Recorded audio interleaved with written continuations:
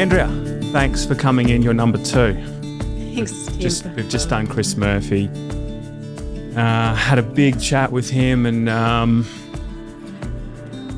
learnt a bit of stuff. I learned about his heart condition.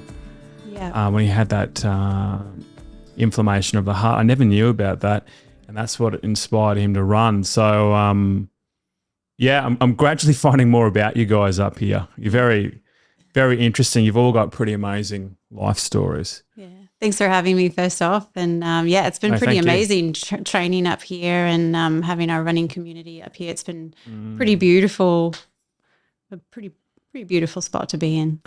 Now, Andrea, you were one of the originals with Dead Cow. So I think 2021 was our first year. There's always been a vibrant Dead Cow community up at the Whitsundays. And when we had the original COVID cancellation, you guys still went ahead and did your own run. I think you called it Live Cow Gully. Cow Gully. Yeah. And you still did like 80K or something ridiculous. Yeah, for me, I think the girls ended up doing, I think in the 90s. I know that Kirst and Liv, I think Liv was the assist and Kirst finished that with the win, which has been pretty amazing. But it was a really good community base. Our whole running club came out from the Whitsundays. It's amazing. It was just up at a dam, free camping, free dogs can come and hang out, and it was so easy to have it there. They had a little stall, toilets and showers.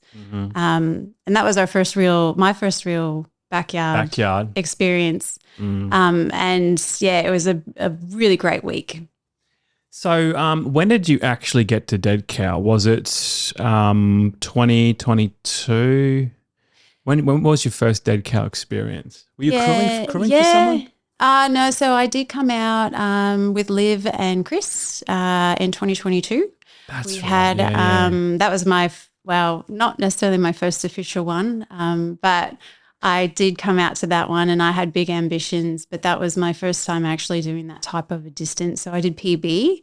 I think I ended up with 14 and DNFing on the 15th loop, that one. You did about 100K. Yeah. Just under. Yeah. I was a bit annoyed. Yeah. Still though, and then I remember you brought out some Fireball whiskey or something. I think that's what you're known for. Oh. People know you. People know you as the Fireball whiskey because you came out in Easter too, didn't you? This was your second time out. Yeah. And you got a bit of a reputation now. I can't take any credit to that, but I got to say, leading into our first booking in 2021, I was spending some time with my friend Kirsty, and we were drinking Fireball whiskey on a Christmas Eve night, and she's always really wanted to do a backyard ultra.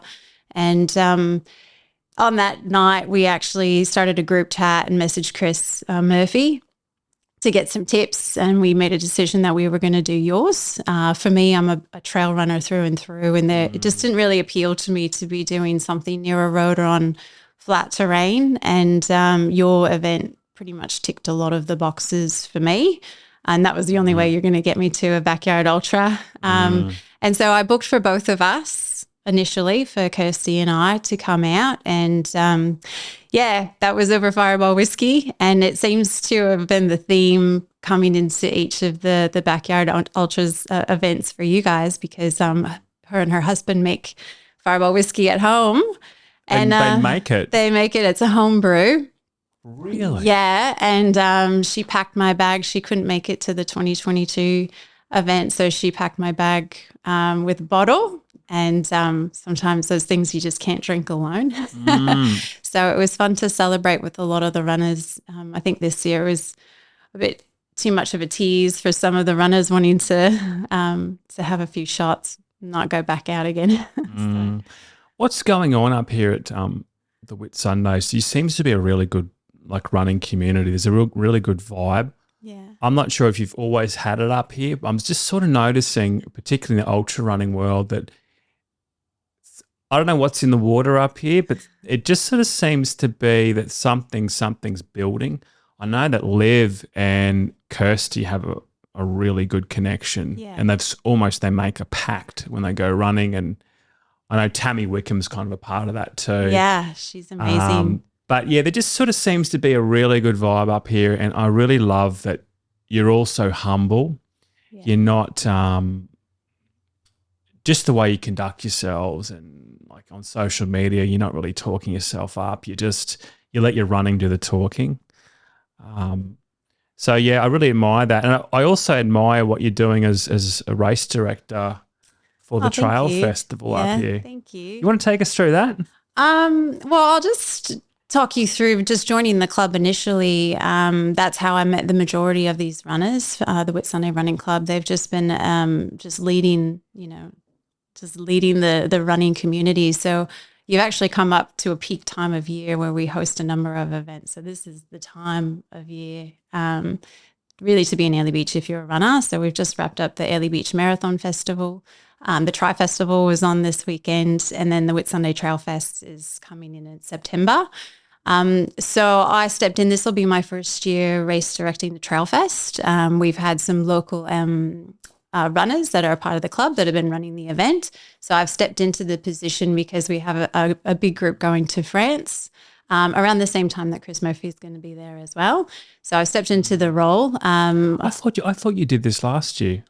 No, the Trail Fest, this is my first year. I ran it last year, so I did the 58 last year. So I actually did the run. Yeah. So the event's been going on for 18 years. So last time I was here, October last year, I was heading up to old mate's backyard ultra. Yeah. And I must have had dinner at your house. So you'd already taken on the role pretty early. Handed that over after the event. You're doing some social media posts. Okay, so you haven't actually. This will be my first year. Wow. So when is this? So it's September 10 coming up. Yep. Whoa. So we'll do registrations on the night. So it's starting in Early Beach. So there'll be a 58K ultra. There'll be a 28K trail, and then there'll be a Honey Eater Challenge, which is just over 10Ks. So the ultra starts at 5 a.m. in Early Beach, and then you'll be running up into Brandy Creek, which is the Conway Ranges. Mm-hmm. You'll be turning around up at the trailhead up Brandy Creek Road, and then you'll be coming back down. The 28Ks will be starting there, so they do a bus caravan that will take you up there. And then it's beautiful. It's lots of fun. The 28K is the most popular route because it's easy, it's sustainable. A road runner can really tackle that and still get a good time.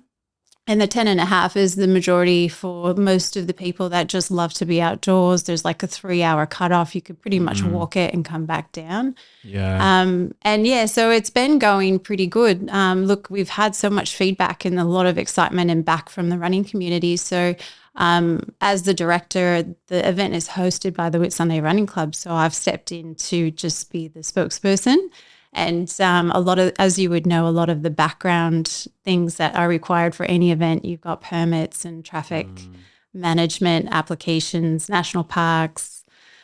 We have our sponsors, our charity is SES, who are on the course. So they do all of our safety that are on the field. So they're heavily involved in actually making the event come to fruition.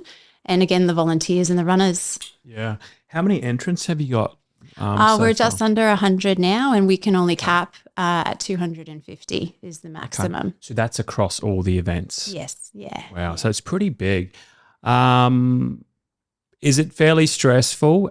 Have you found it fairly hectic? Look, I've been backed by our president, Tim, and he's been really, really knowledgeable. He runs the Early Beach Marathon Festival, so I'm on the committee for that as well. I think what is so good about our community is that everybody really takes part in the event, whether they run or whether they want to volunteer. There's kids, there's families. It's an event that's hosted for all ages.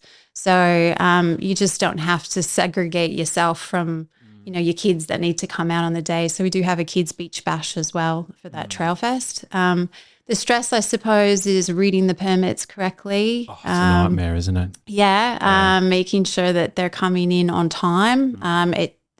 Chasing the council for a few things as well. And then I'm trying to add a videographer into the event as well this year because we don't have any media. It's more of a locals run. So most people just know about it. You don't really need to push much of the marketing because most people in the Mackay region, Townsville, Cairns, come up for the event every year. We have a lot of regulars. So the stressful part about it, I think, is race day.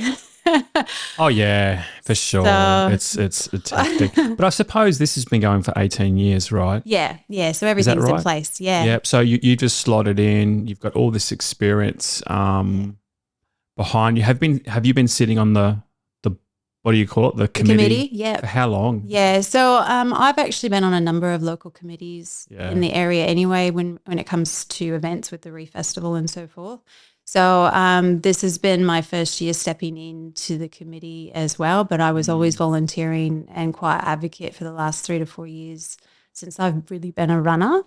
So, so I've done a number of the years and training courses. So Wendy Downs was prior to Matt who did that, and I saw her at the Tourism Whitsunday networking night on Thursday, and always good to get handed information from people with experience. So it's been pretty good.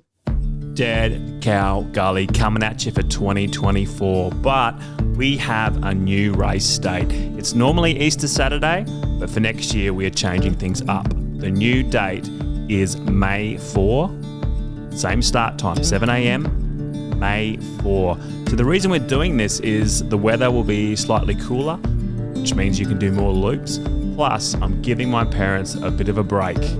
So they do a lot over that period, cleaning out toilets and all that type of thing.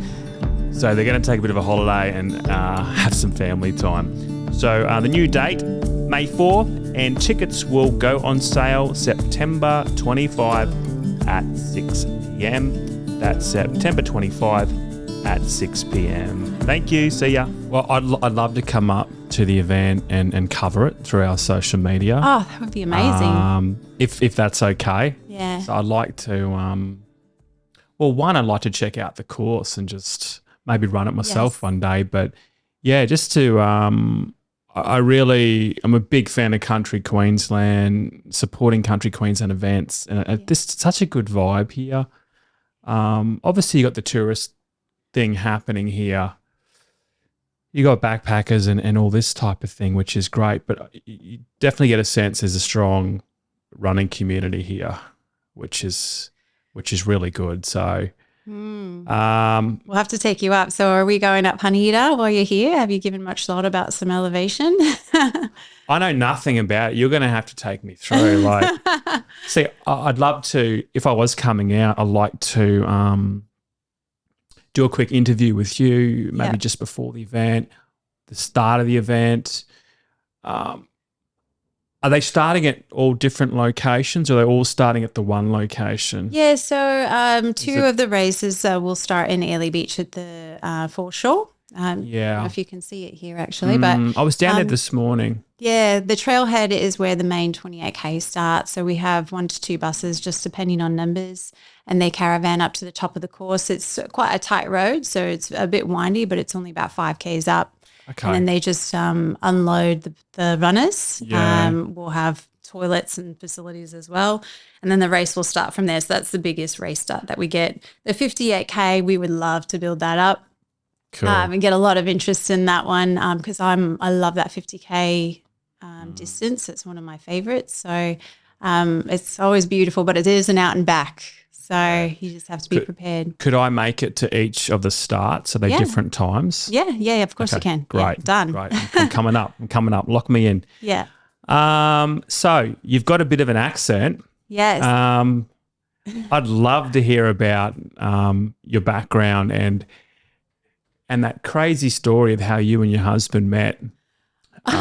Did I tell you that story? Oh, yeah. Well, when I had dinner at your house, I just thought it was a really wild story. But yeah. So, yeah, where did you grow up, Andrea? Tell us about your background. So, originally born in Kansas. I don't know if you knew that. But Wichita? Colwich, Kansas, moved to Wichita, and then, Kansas City. So, I moved to Colorado when I was quite young, very outdoors based there, and I loved it there. So from then on, I started doing some traveling and studying and so forth. Are we jumping straight into the meeting the husband or the life story? No. Well, I'm heading to the US for Bigs. Yeah. I'm excited for you. Yeah, but the only issue is there's a bit of stress behind the scenes because the guy who I'm crewing for, Jamal, he's having some visa issues Yeah. because there's a lot of political turmoil in Pakistan. Ah, And there's a lot of people fleeing Pakistan at the moment because of the inflation's off the roof and there's yeah. issues with the currency. So anyone from Pakistan who's getting a travel visa, governments like Australia, US, they're scrutinising them. Yeah. And his visa was turned down for Australia. He was meant to come out to Birdies, so that was turned down. He's applying for the US visa, so it's a bit. Look, I think I'll go to the US regardless. But for me to get into bigs, I need to be crewing for a runner.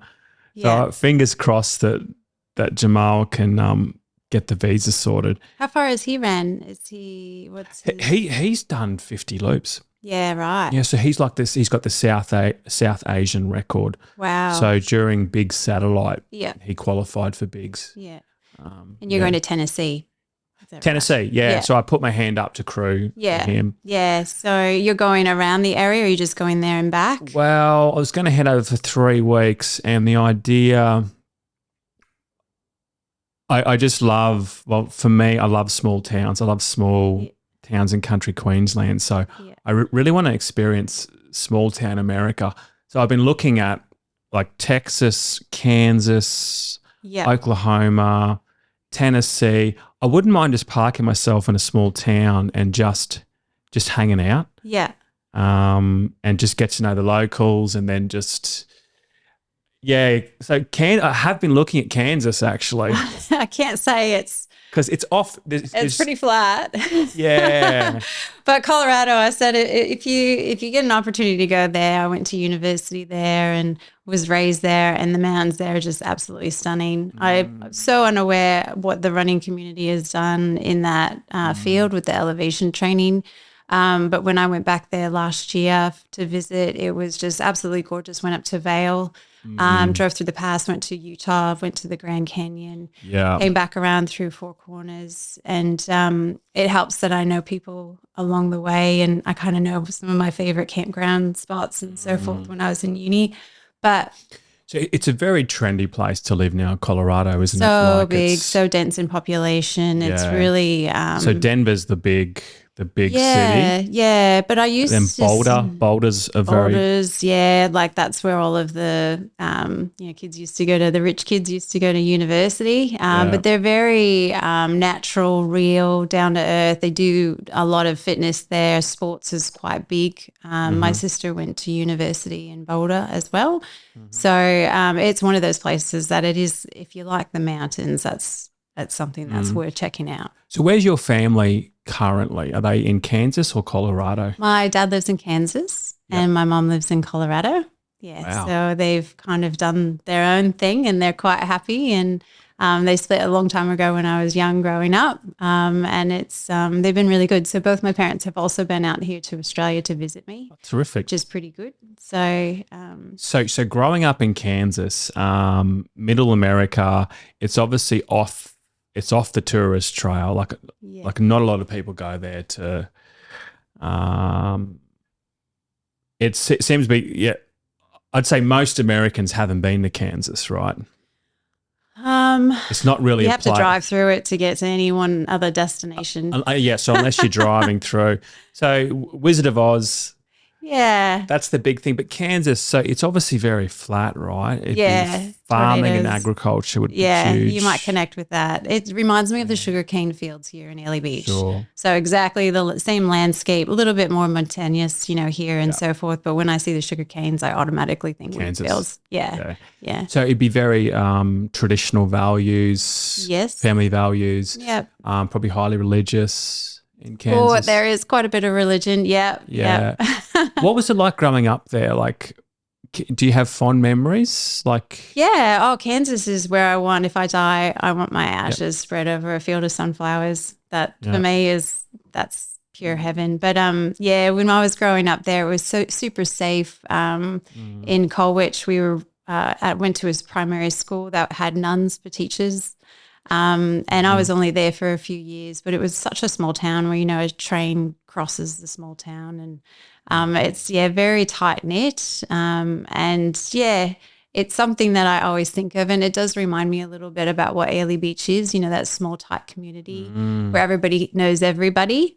But we've since moved on from there and moved to another small town to town, and then moved to Colorado.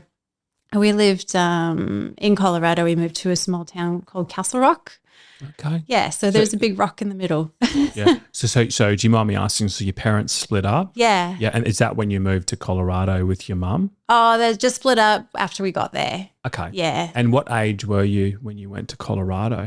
I would say I'm in primary, so 4th and 5th grade. Oh, so still fairly young. Yeah. Yeah. Wow. So Kansas, be big open skies. Is it just really cool driving there, just seeing that expanse? Or do you think it's some people would think it's boring.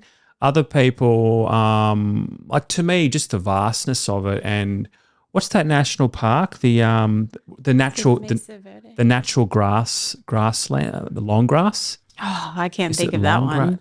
I think I honestly looked this up the other week. I think it could be called Long Grass National Park. It's just this native grassland that hasn't been cropped or anything. All I remember driving through Kansas is the buffalo you can see from time to time. Bison? Yeah. Wow. And then you don't see that very often anymore. That was a very long time ago. And I do remember a weeping willow. It's the type of tree that just kind of hovers under a canopy where you can just sit and read a book for days on end, climb in the trees, have a tree swing. It's just peace. Yeah. So Kansas it's frontier country, isn't it? I'd say something like that. Original frontier, right? Yeah. What's the big difference, apart from the geography and the mountains and stuff? What's the difference between Kansas and Colorado? Is there a cultural difference? I guess Colorado's more fun and hip and trendy, right?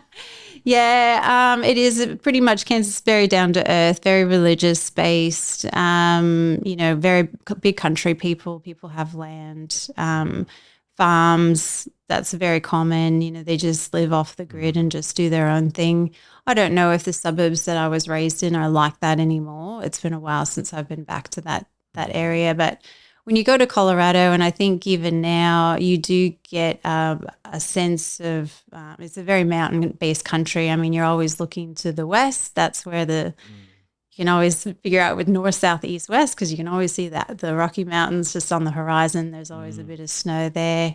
It's very enticing too. It's an all-season state, so there's something to do 4 seasons. Skiing in the summer.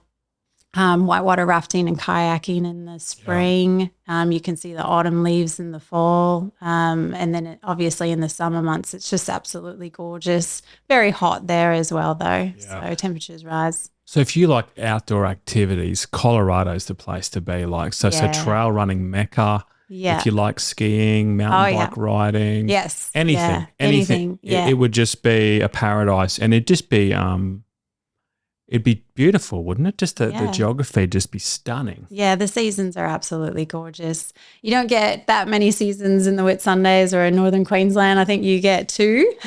It's either winter or summer, tropical north. But I do miss the colours and I miss the snow, but I don't miss being that cold. Yeah. I heard your event at Masters was a bit frigid. Well, I kept warning people, Andrea. I kept saying, hey, we get frost. And I kept updating people I got to -2 this morning. Watch out.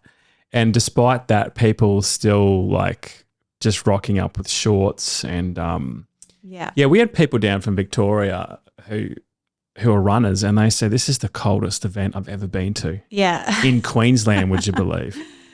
And people think Queensland, they just think the Gold Coast and there's always sun, but as soon as you move inland, it's a different ball game. Oh, I remember the nights were a bit fresh. Yeah. And it was like Easter weekend, still coming off the back of summer. Yeah. So it was, a bit frigid.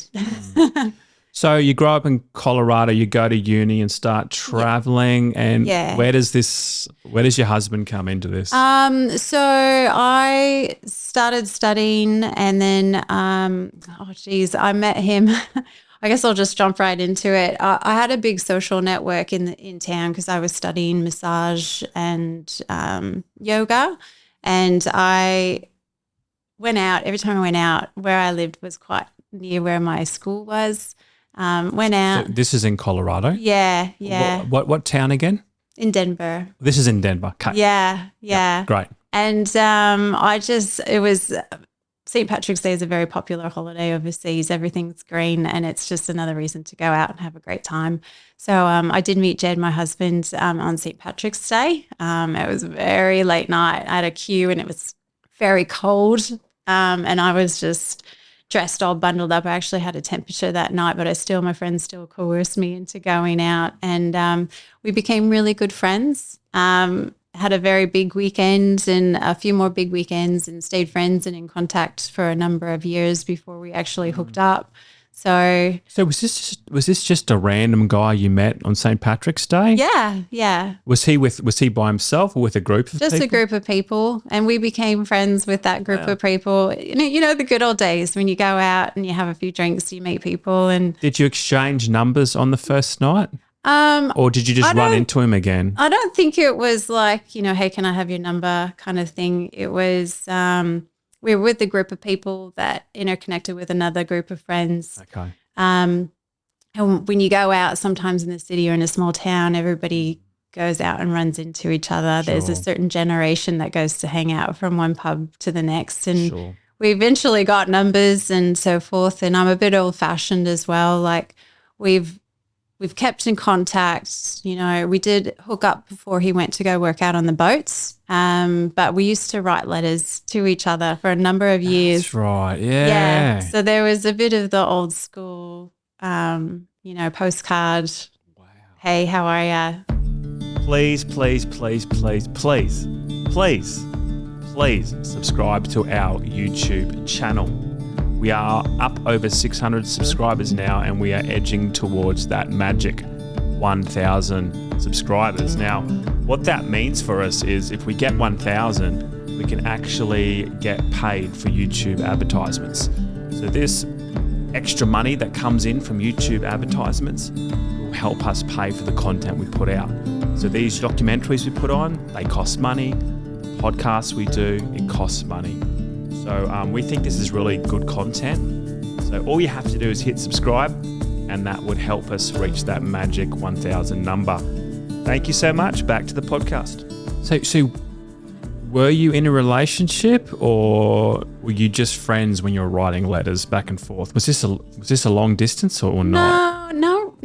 We kind of did our own thing, So times romantic, but mostly friends. Yeah, I type was thing. never really a committed person in relationships. I was very kind of very social. So I don't know. It's one of those lives where you go out and everybody knows your name. So I think we just kept in touch, and we dated whoever we dated at the time. Nothing ever really serious. And he inspired me to go. I ended up going to Scandinavia and studied yoga at an ashram. Wow. And he inspired me to go and do that because I was a bit scared to take that next step and do things. And he said, oh, well, that's something that I couldn't do. I would never go there for 3 months to do that. And I was like, well, I'm going to go and do it. So was that your first time overseas when you did that, or had you been on other little trips? Or? I did a trip to Thailand as well. Yeah. Before that, and I studied Thai massage and yoga there, and then I was getting into yoga at that stage. Off the part of my career, I was just studying. I was doing alternative health for 8 years. Mm-hmm. And yeah, he was pretty much my inspiration for me to actually just take that leap and just say, you know what, I'm going to have a crack. So he was a traveller.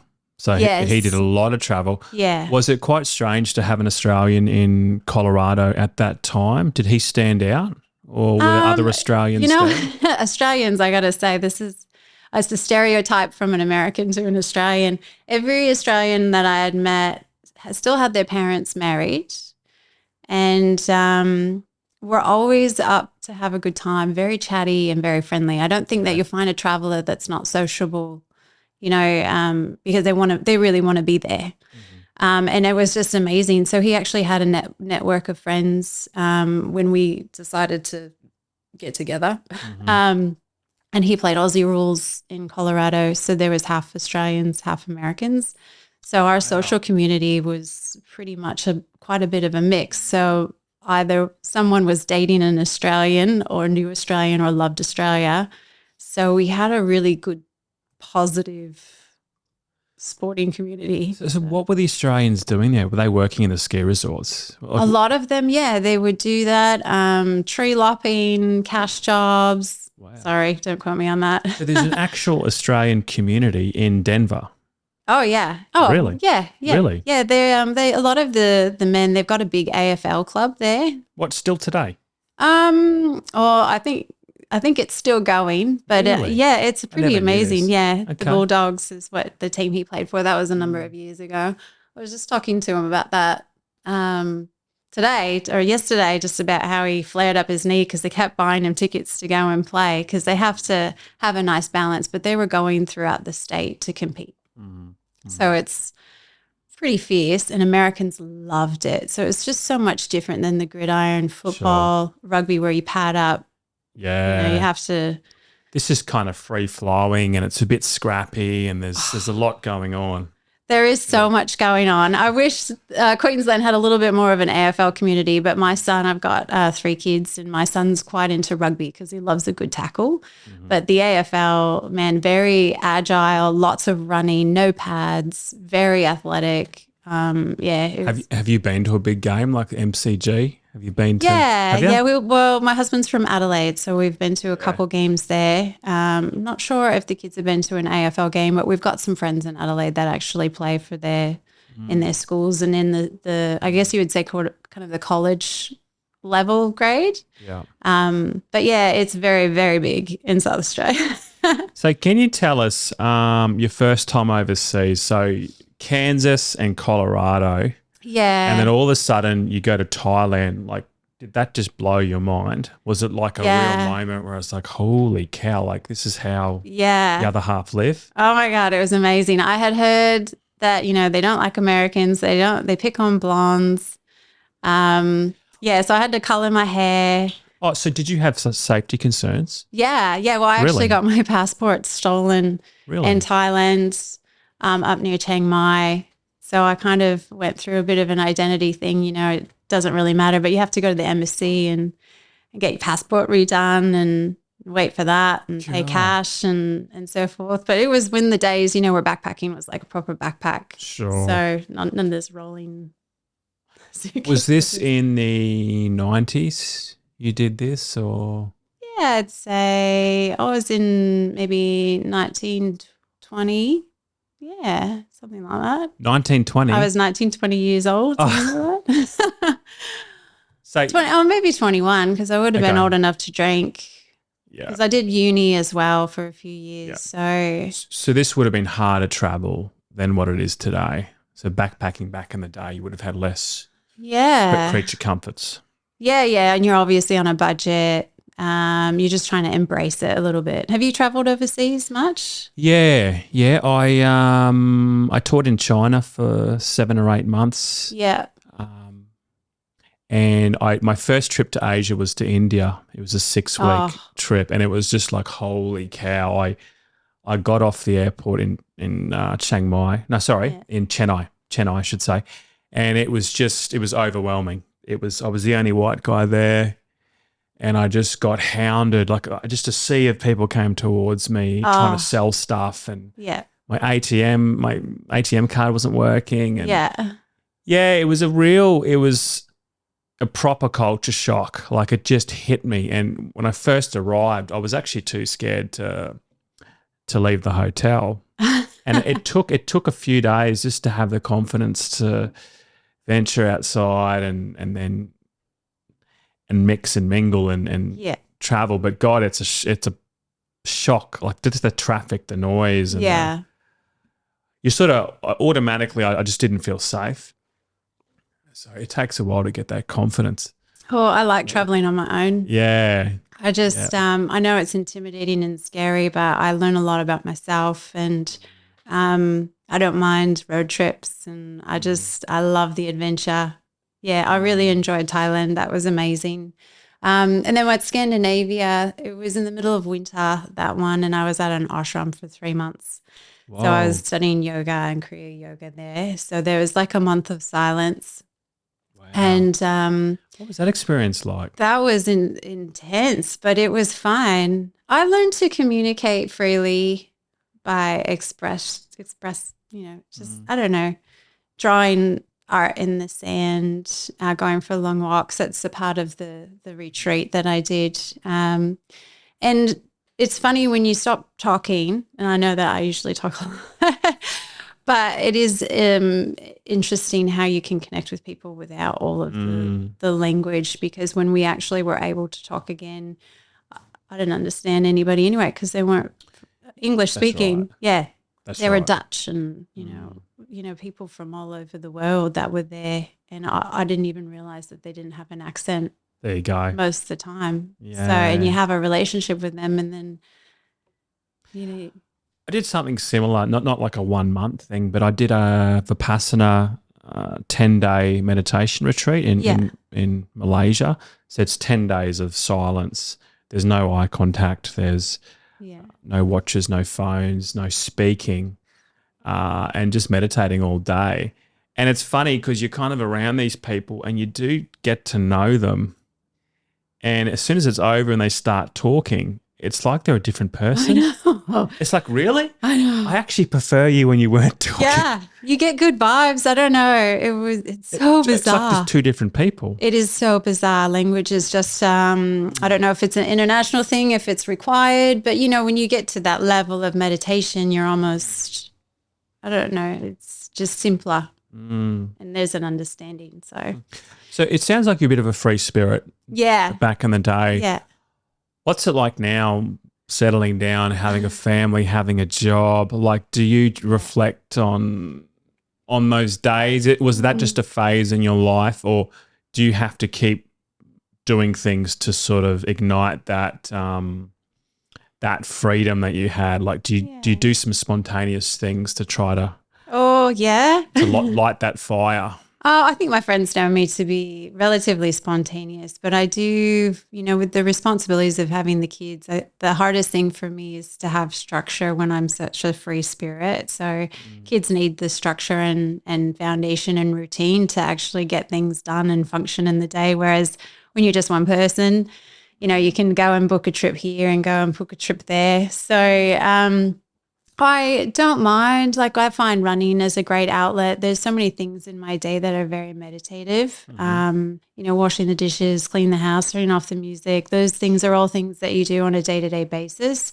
I do like running like naked without, I turn my phone off. I do like some of the stats on my watch because I'm very interested to see how my times are. But did you say running naked? it's a figure of speech, but it's, without any technology on you. Oh, gotcha. I was going to say, what's going on up at Early Beach? That's such a good community. A nudist colony. Yeah, but it's, to me, I just like not having any technology. So running for running's sake and not having Strava. And just doing it and being in the moment. Yeah. That's that to me is my outlet. It's been always that way in Australia, is running, and I never really found that sport until I moved here.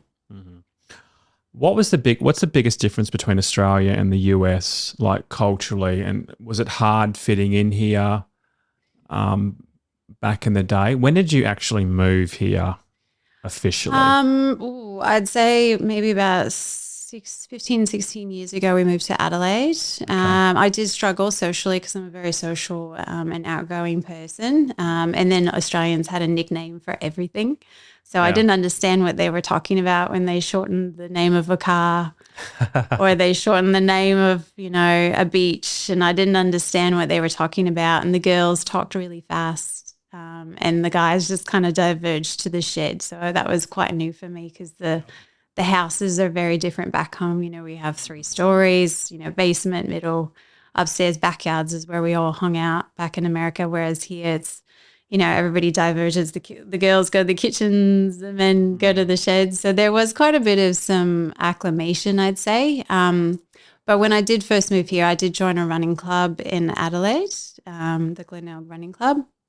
And I've met friends for life. So I do enjoy the company of people, of all ages, kids, adults. And they're, I don't know, like-minded, I suppose. And we would go out every month or coffees in the mornings. And that really helped ground me in my transition to Australia and working as well. That was hard. Were you running in the Adelaide Hills? Yeah, we did some. It's some beautiful country there. It's so beautiful there. Yeah, so we did some good trail runs, some really hard runs. I worked for a not-for-profit when I was in Adelaide, and then I was an ambassador to get a group of charity runners to run one of the events from the city down to the beach. Mm-hmm. That was probably my first real race that I've actually ever done. So that was probably about, 14 years ago, and I never really knew what races were in the running community, and that was all about having fun.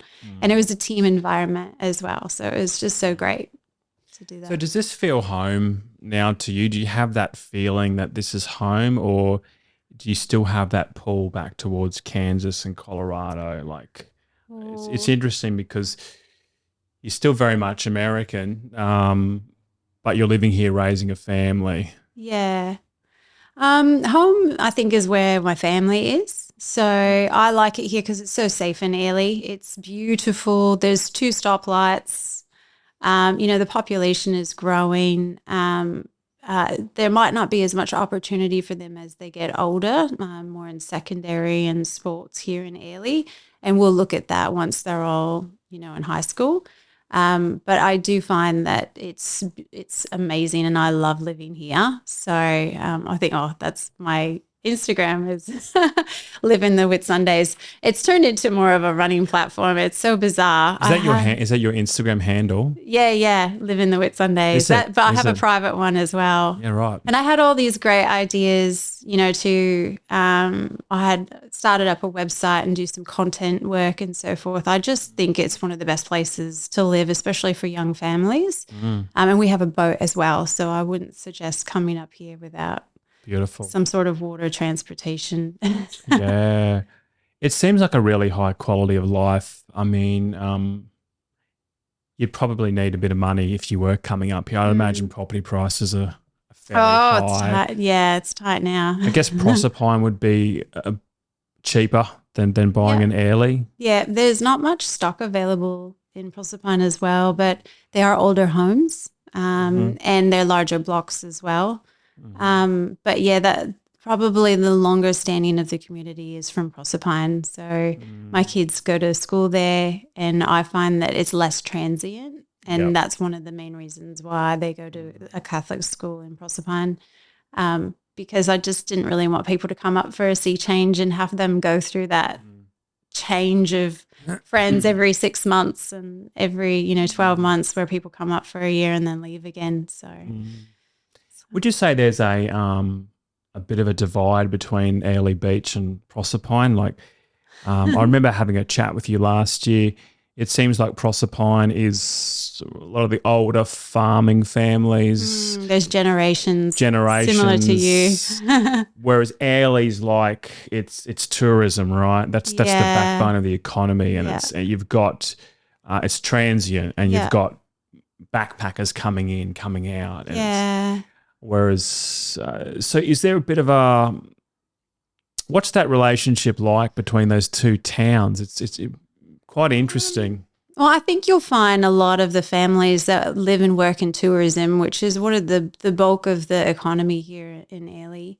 A lot of their kids go to school in Proserpine. Gotcha. Yeah. They live in Proserpine as well? Most people, veer to acreage and land. So I think maybe initially when you first come here, you'd probably get something that's positioned close to the public transport, close to work, until you get your bearings on what you really want. And then there's opportunity to go, really, you're only 20 minutes away from anything in any one side. So Mandalay is absolutely gorgeous. That might be a more approachable trail for you. Some of There's a nice little couple Nice, K nice. rolling here, but Mandalay is absolutely gorgeous, and Shoot Harbor is even more beautiful. But when you have a family, you just have to think about the vicinity of the public school system. How long is the bus? Hmm. There's people from Hamilton Island that send their students here for secondary as well, so they take the ferry. Mm. Yeah, so it's just kind of what works best for you. And Airlie Beach isn't really, a digital economic. We're not really at that place where it's a hustle and bustle of a big city. We still are very Mm. tourism based. And even the families in Proserpine, that have on land and farm, they're Mm. still very much involved in what's going on, I would say, Okay. in Airlie Beach. Yeah. Um, do you know much about the history of Airlie Beach? Like, how did the tourism industry develop here? Like, I really don't know much about. I've heard about Airlie Yeah, Beach, and I've seen photos, and you hear like this is a backpackers mecca.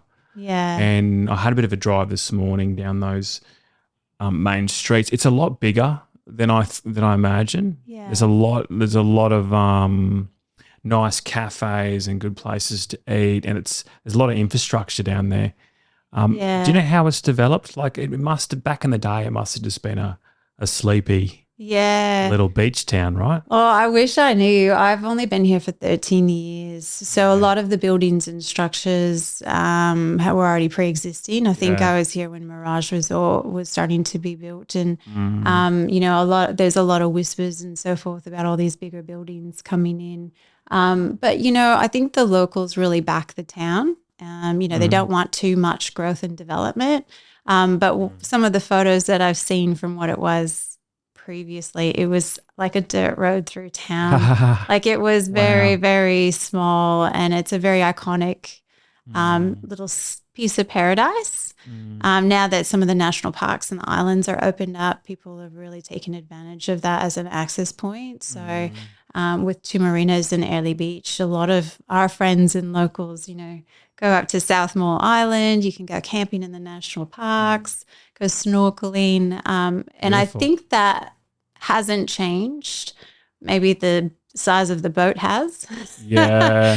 But yeah, it's hard to say what's going to happen because there's not much place in town to get bigger. Because you're kind of landlocked in a way, Yeah, like, because there'd obviously be, I'm just looking at the hills here now, there'd be development restrictions yeah, on like, you couldn't only, you only can go so far up the hill there, yeah.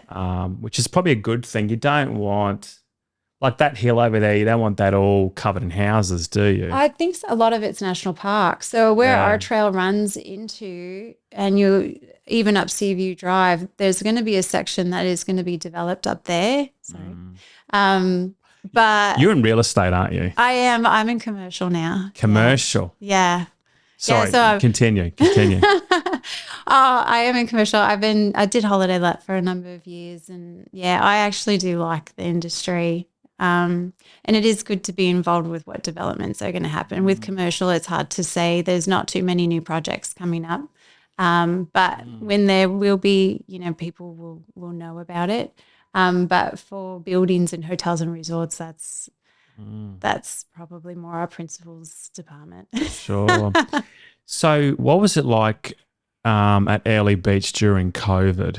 It must have devastated the economy here. Surely, it It's really must have been was it a bizarre. ghost town at COVID, or were there still people coming in? Oh, look, I got to say, our isolation was so different than most of the other worlds because we were able to go and isolate on our boat for the day, and we were still within, 5-10K radius, and we can still go out.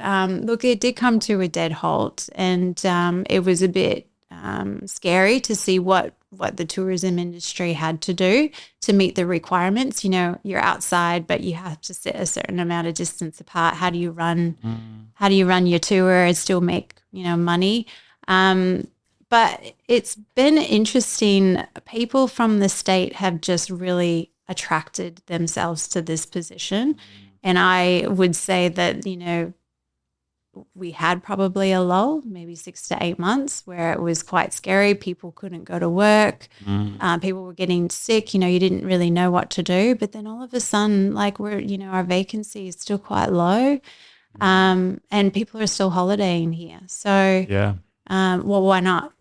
I'll definitely come back. It's beautiful. So can we talk about the tourism industry here? Do you know what percentage, or could you guess what percentage would be overseas visitors compared to Australians just coming up here? I'd say most of the market is still Australians that are visiting. Yeah. I don't know what the percentage overseas, because I still Yeah. think whilst travel is opening up globally, I have noticed there's a lot more cruise ships. I think over the last 12 to 14 months, I think they've reopened that. That's been a big trigger to the economy, and that's been Yeah. really amazing for the businesses as well.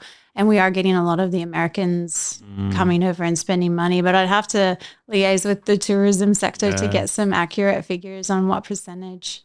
I'd imagine this would also be a playground um, for people who work in the mines, because the mines aren't too far away. They could do their 1 or 2 week stint, and they could Yeah. come here and just Yeah. kick their heels up, right? And just if they're not concerned about saving money, they could have a good time here for a week, couldn't they? Get a hotel and just drink some beers, go on a boat. Yeah, that's probably one of our, when it comes to tenanting a property, we do have a lot of people in the mining industry. Is that a huge market for you guys? It is. I haven't looked at the numbers in the last 12 months, but I do know that most of the tenants, or the majority of the tenants, would have some sort of a higher end income, which would qualify for the mining industry.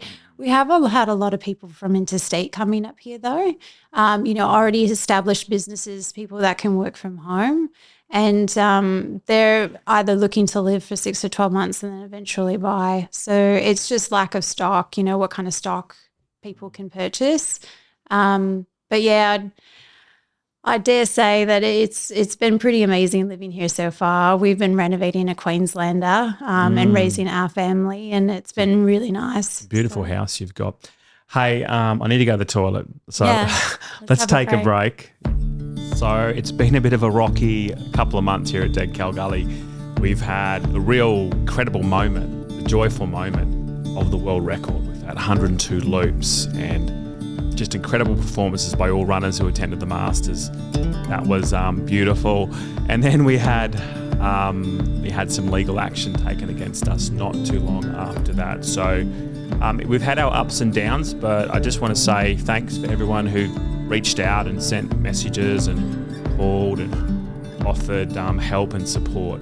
So huge thank you, and it's so heartening to see that we've got so much support, and we would love to see you come to Dead Cow Gully 2024. It means the world, and it's great to see you supporting country Queensland and small towns. Thank you. So Andrea, I've just had a little break. Yeah. Almost halfway through this podcast marathon. You've cooked me.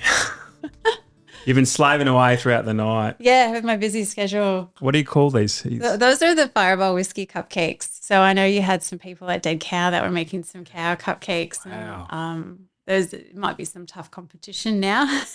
Beautiful. But that Fireball whiskey did go down all right this last year. And I know you don't drink, so I don't drink. Is there any alcohol in this? there is, but it's cooked out. It's cooked out. Okay. So it's up to you. I'm going to have one. Yeah, wow. So I appreciate didn't that. bring a bottle, but What can I offer you? no, I'm good.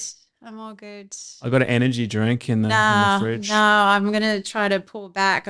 I've been listening to some podcasts because I've been driving up north a fair bit and down south for these dog shows. So I've just now started showing my Ridgeback in some dog shows begrudgingly. Oh, my God.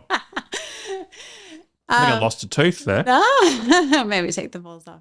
But yeah, so I've decided that I just need to pull back and maybe pull back on the caffeine and just work on hydrating. I'll start pulling back off the sugar again because I'm going to be training for a run coming up in October. And I just want to kind of get my baseline back to normal. Whereas when I'm not necessarily training, I love stimulants, nice can of Coke and a block of chocolate is like my fave. Have you had issues with caffeine, like in terms of anxiety or getting a bit jittery? I just think the last 4 weeks I've been doing quite a bit. And I just think that I'm just up to 3 cups a day. And then driving, I've been doing a lot of night driving. So I was out in Rocky last week and then I was up in Tully. So I've been drinking a little bit of Red Bull, and that's making me a little bit, it's hard to sleep at night. Oh, yeah. And I just don't function well without a good night's rest. So I'm going to be pulling back from the caffeine over the next few months. Good for you. Yeah. These are really nice, by the way. Yeah. You buzzing yet? Wow. We'll soon find out, probably by the 3rd or 4th podcast. Yeah. Well, share some with the girls. Yeah, thank if you. If they eat them, I don't know where their diet is, but nice and sweet treats. But yeah, there's Dead Cow we did. Is Katie's mum and dad were there. I've forgotten her. Cole and Marie. Yeah, and they supplied the Easter eggs, and the shots were going really good. So if you could just pull that microphone a little bit closer. Sorry. That's all right. Yeah. Yeah, beautiful. And maybe just, beautiful. Nice. Yeah, that's perfect. Nice. Perfect. So you started off in like alternative health and natural health. So you talked about yoga, Thai massage. Are you still very much, is that your kind of, is that your thing? Do you have like a regular yoga practice, or is it something you just did at one point in your life? Yeah, I think it's a phase that I went through. I was very into my health and well-being, and I still am now, but my outlets are very different. And I think it comes down to time management, the space in your house, managing with kids. For me, I can, do a run. I can plan it out. My kids are older now, so they're quite capable of hanging out, or I ran this morning and I can get back before they even get out of bed. I've been doing some cross training, which I love, and it just alleviates a lot of the pressure on the feet. And we've been going to the F45 gym here. It's been really good. That's a great gym. Yeah. I think there was a few F45s closing down. There's a few issues there. I have heard that, and the manager here mentioned it, but they're actually changing the name a bit, so they can still run their normal program. So it doesn't really impact what their business is the feedback that I've got, and I haven't noticed any issues or changes. They've got consistent staff, so much fun, and you can punch out a workout in like 45 minutes, 50 minutes. So good. Yeah. What if someone came to you, Andrea, and said, "Look, I want to get into running, but I just don't have the time. So I've got 4 kids. Yeah. I got the school pickups. I got this and that. I also work full time. Yeah. Yada yada yada yada. How do you make time? Because you're probably in the same boat. You got kids. You got a job. How do you make time for running? And is it tricky to manage that? It just really depends on where you're at in your life. You make time for what's important with you. But for me, I was injured last year, and I just started with walking. And really it takes, 20 minutes, 30 minutes. And I slowly started working my pace back up to getting back to better times than I was last year. And you make time for it. So for me, running is an outlet.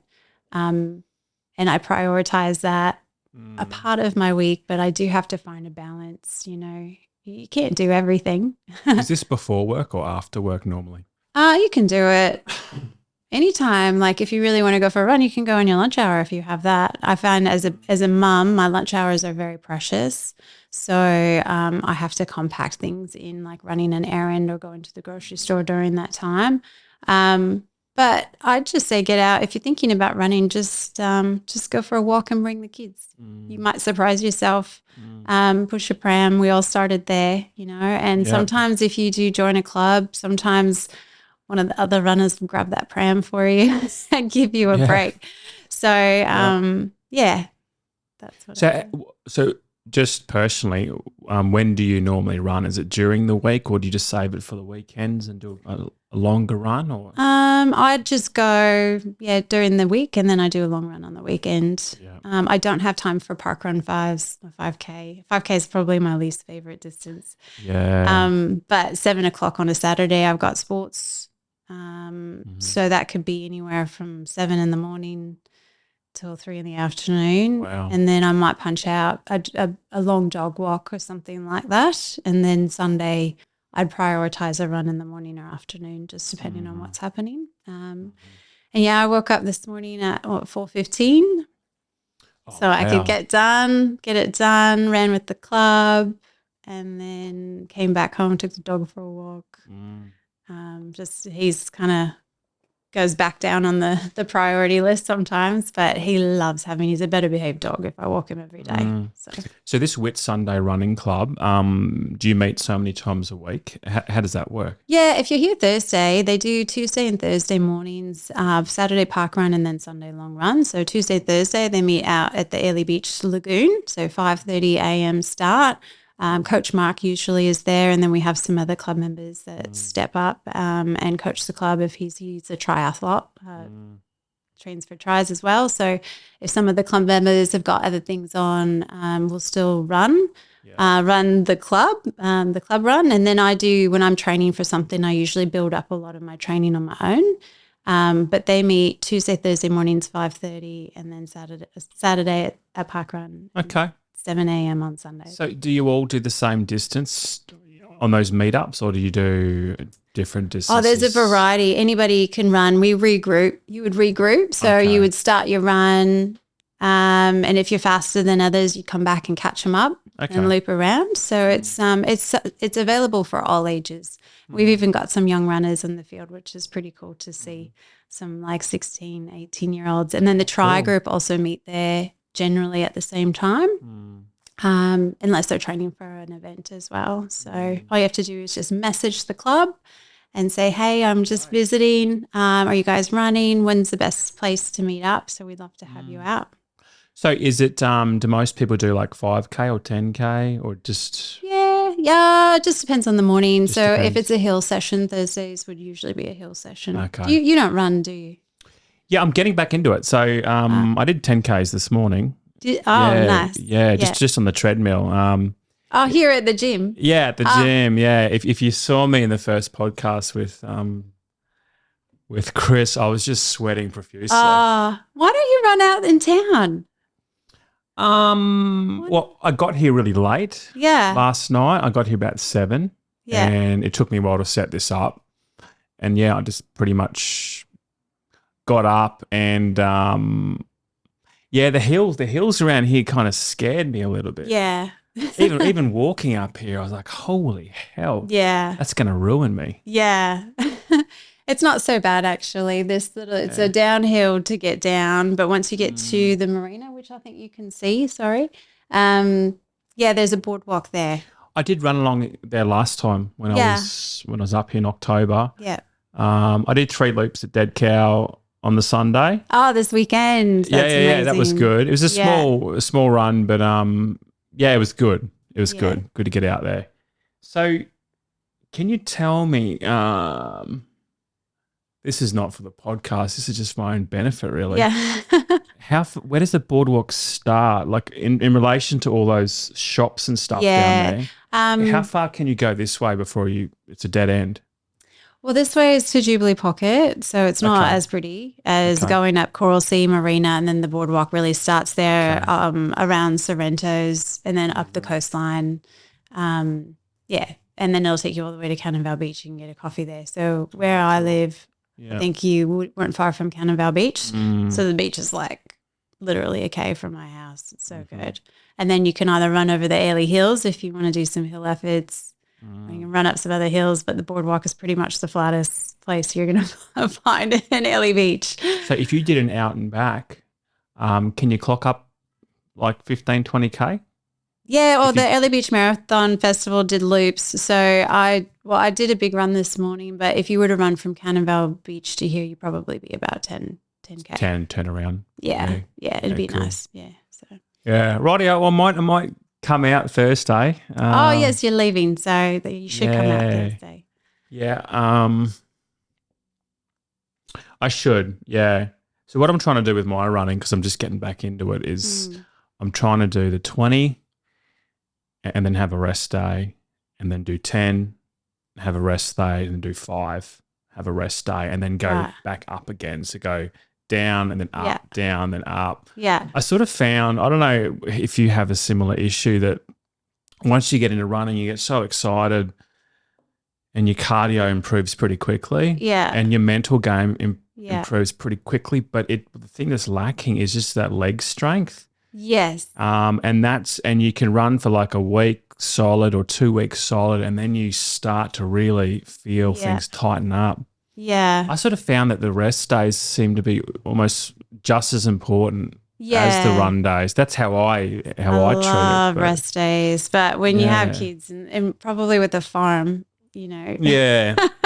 your rest days would probably consist of baling hay or not so much the moving farm, around. but the disability care business takes up most of my time. Yeah. Do you take rest days, or do you run every day? No, I'm not like a few of the other runners. I just have to work in with my life. Your schedule. Yeah. So I did a lot of volume last month. I was building up to see how my body would go with some elevation. And then I've just kind of tapered back this last month because I've got sports, events, festivals.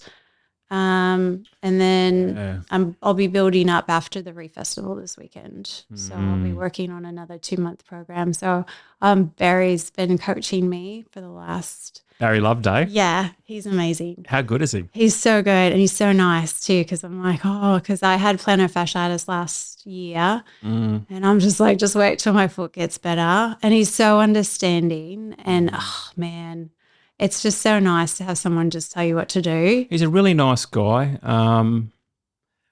Did you follow him, his treadmill challenge? Did you follow him? Did you go and do the social for that? I was planning to, but something came up. I couldn't get there. But, God, that was amazing. What did he do, like 2:30 or something? I don't even know. I don't think I would get so bored standing on a treadmill. 230 Ks in 24 hours. Yeah, So. too many Ks. So how did you link up with Barry? I ran with him at Dead Cow. Well, I think I did maybe like a few hundred meters with him and Chris at Dead Cow in 2022. And Chris really spoke highly of him from when Barry was the assist when he took that title, the Australian title a few years ago. And I don't know, maybe because I'm so passionate about our club runners when they're in their events that maybe I'm more present on social media when they're running. So just the comments and everybody's feedback. And then I chatted with him briefly in 2022.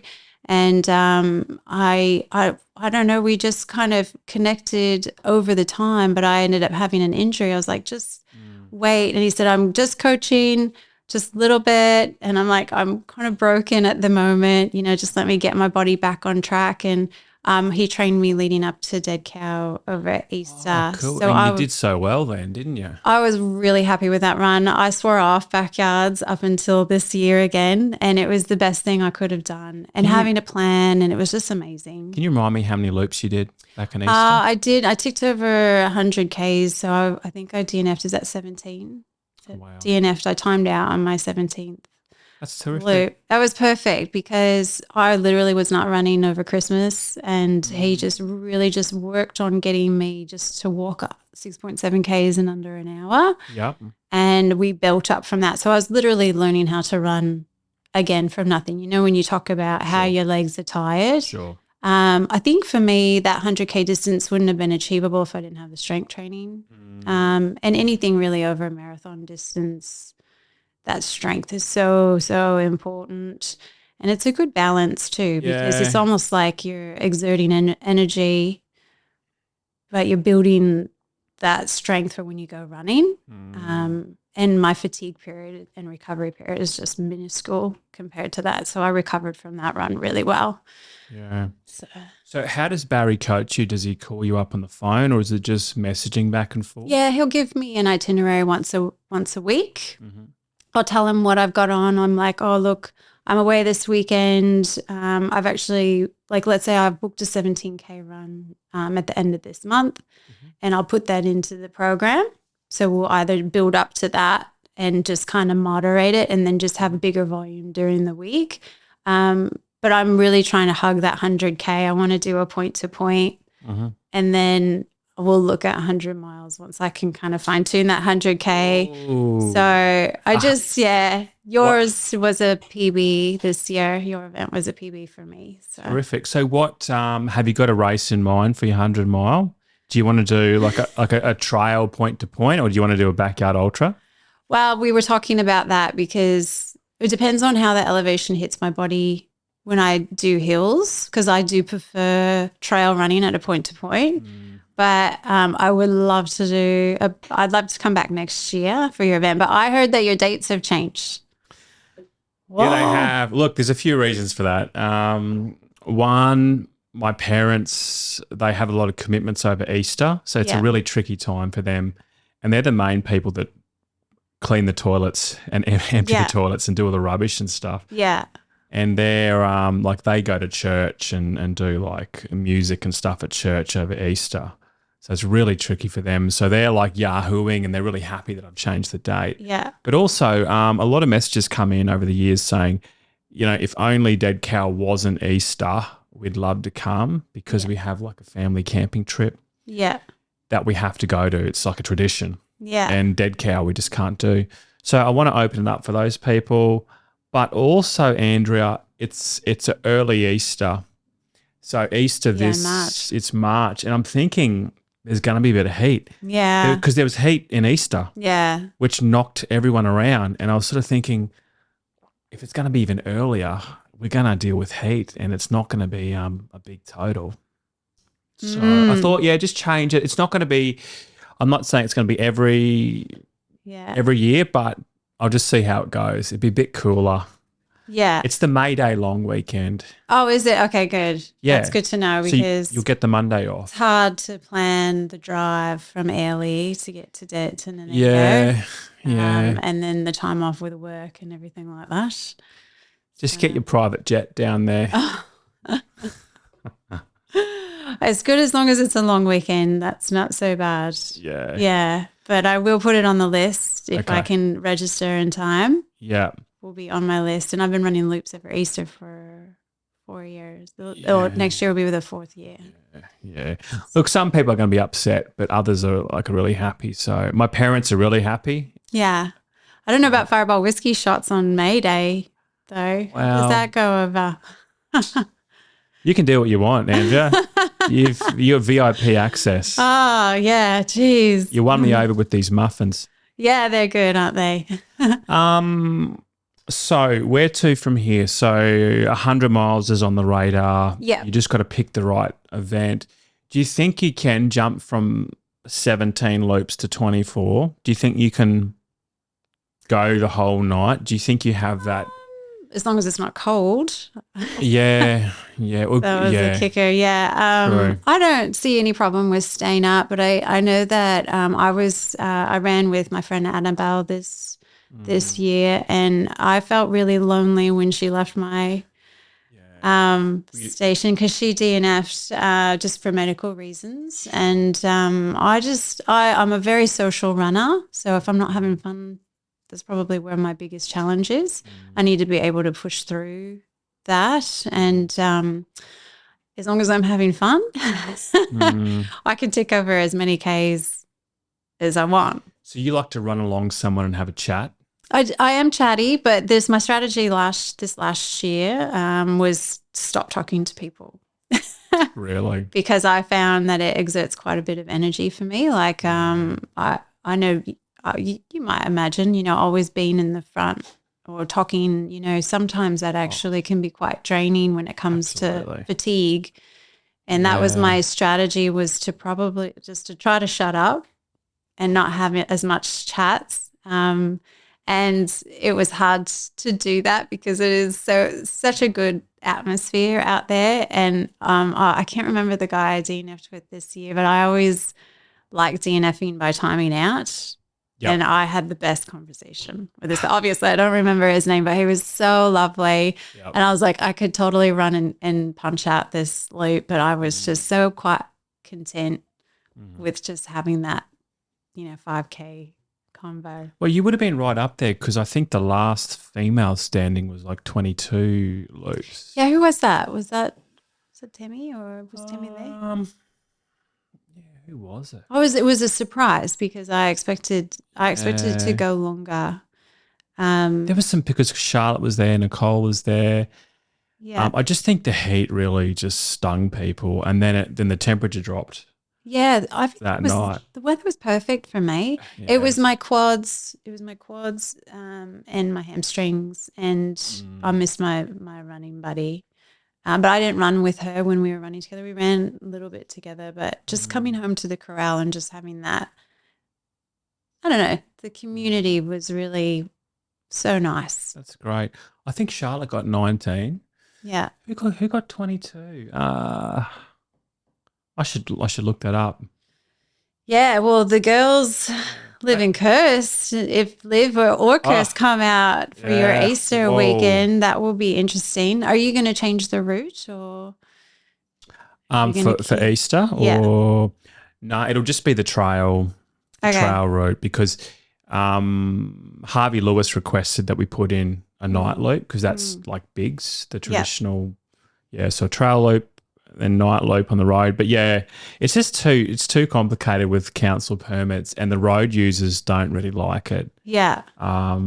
It was a small number for masters so we could get away with it. But yeah, if you've got 80 or 90 people reaching that first night loop, it's going to be a real traffic hazard. They'd probably have to shut down the road. Oh, yeah, I suppose because are you capping at 250? What's your number? Probably 200.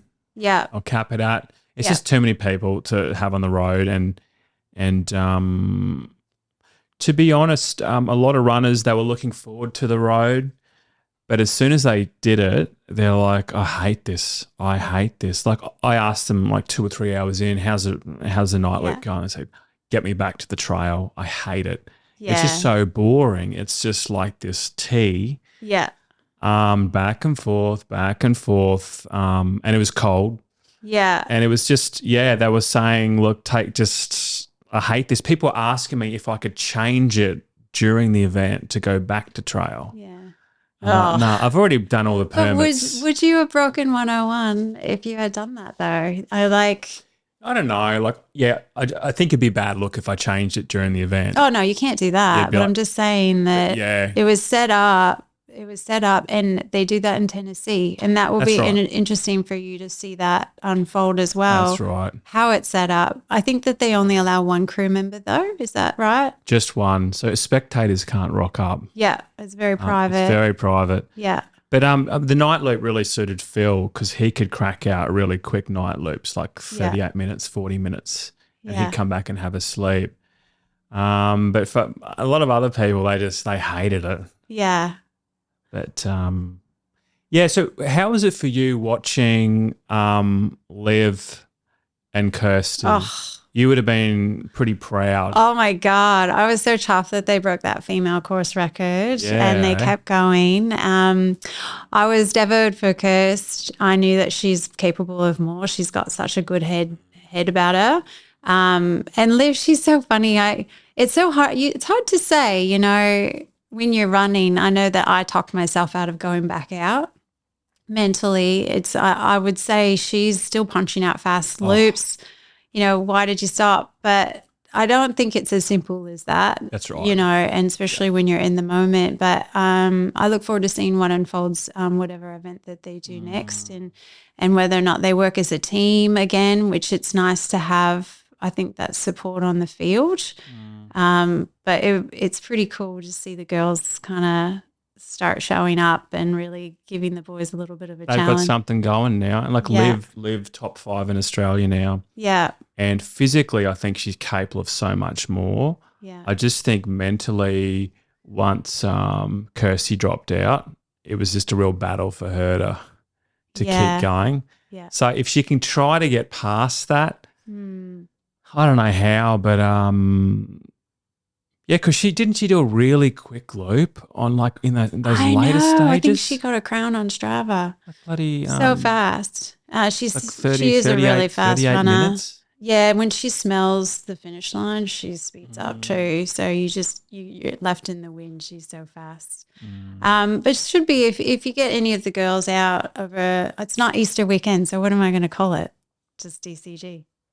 Yeah, I suppose. I think it should be interesting to see that unfold, and hopefully you'll have a nice balance between the men and women. And it's such a good time of year. But I think they might be keen to do a few other backyards. Do you want to fly? Would you ever fly down to save the travel time? Like fly down to Brisbane. I'm doing that for a run in October, but I'd need my gear. Yeah, I do have some gear. Like if you want a chair and marquee and stuff, I've got all that. We'll just see. Yeah. I don't mind the drive. I'm getting used to it. I'm just trying to lock you in while you're on the podcast. So you can't back out. My plan was to come again this year, but it's just the long weekend was really attractive because we have a few other local runners that want to register. So I think you might have a few more from the Whitties. Sweet. Representing this next year. So that's so good. I'm super keen to come out, and I love the atmosphere. It's one of my favorite runs. Oh, thank you. And I'm 100% a Queensland runner. So when you talk about me being American, I think I went to did the UTA a few years ago. That was so cold. It was snowing. I was frozen. I'm like, I don't think I'm going to book another run outside of Queensland ever again. But yeah, we'll see what happens next year. But I'm keen to lock me in. Okay. For next year, I'm keen. Okay. Yeah. I'll hold you to it. Yeah. Just before we leave, I'm just going to have a little break before the next podcast. How do you deal with the heat here in the Whitsundays? How can you? It'd be a sweat box, wouldn't it? In summer, like I guess people would wake up early in the morning, or do they run at night? Like how does? How do you deal with it? Well, you would get used to the heat, I suppose, coming into summer. We're just acclimated, and we're very sweaty and we stink. So watch out. You just accept it. We know where every water bubbler is along the way. Long runs are usually in a shade or in the cooler time of the day, so we go early mornings. So with the Whitsunday Trail Fest, we've got a 5 a.m. start for those 58K runners. And I think that the earlier you can start coming into that daylight, it just makes you acclimate a little bit better. And the same with our training too. We do some night training runs as well that we finish work on a Friday night, and instead of going, out or having a few beers, we tackle a few loops. Good for you. Yeah. And we get a few of the locals that come in. It's so much cooler. It's nice. And it's pretty nice and airy. We see a few snakes pop up on the footpath in the summer months, but we just step over them. So, God. Yeah. Anyway, I won't hold you up. You'll be going back to work in a second. Yeah. Thanks for coming in. I know you're very busy, and no worries. Thanks for just making the time. Yeah, so I've got another thing for you as well. All right. Full of gifts today. Oh. So welcome to the club. Okay. I brought one so I can put one on. We'll have to get a photo together. Normally you have to run in the event to get one of these. Is this the they're one of the festival next month? Yeah. Wow. WTF. Oh yeah. That's got a double meaning too. I know. Look at that. Wow, that's a really cool little. Do you like it? Yeah. Who designed that? Oh, we have our graphic designer. She was just up for the try this weekend. So Katie Pastors. So she did all this up for me. She's done our logo. So Acon Whitsunday is the main sponsor, where you're staying through the company here today in the Whitsunday Trail Fest. I like it. It looks very professional. Yeah. Yeah, well, I'll wear it around town. Yeah. Thank you. Thanks for You're coming welcome. in. No worries. Appreciate it. Have a good day.